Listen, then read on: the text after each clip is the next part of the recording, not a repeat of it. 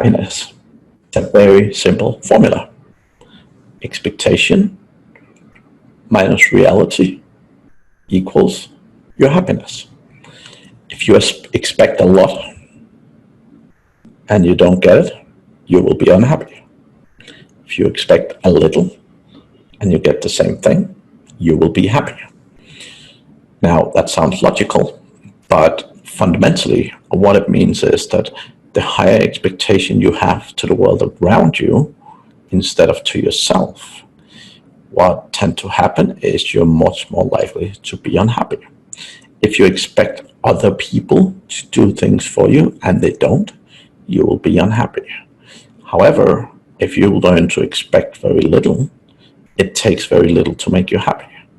So one of the funny things, I'm from Denmark, and everyone's like, wow, you're the happiest people in the world. And theoretically, that might be the case, but you don't physically see it. Like, generally, people in Denmark seem happy enough, but like, they don't show it, right? They don't show it in the same way. Like, we're not as expressive.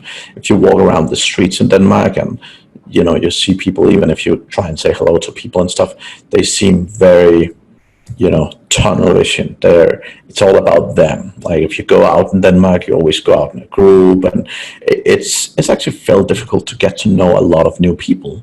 Like, unless you have a particular reason to, such as a job or the likes, right? But generally, people don't socialize that much, and they don't actually look that happy. Like, when you walk around the street, it's not like people walk around smiling.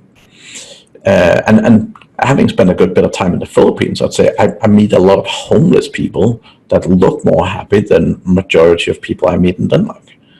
So I think happiness is a funny thing with expectation versus reality. And I think one of the things that people do right in Denmark is that they're very good at setting expectation, and they're very good at taking ownership for what happens, right? So they take ownership for, you know, if things aren't going well, they don't sit around and blame everyone else. They actually take ownership and say, well, hey, you know, I got fired from my job. I need to find a new one. Now, instead of thinking like that, you could say, I got fired from my job. Life sucks. I hate everyone. You know, everyone's assholes. And you can literally spend the whole time just putting yourself down. But I think really looking at expectation versus reality and taking ownership for their own life is, at least in surveys, what makes Danish people feel they're very happy.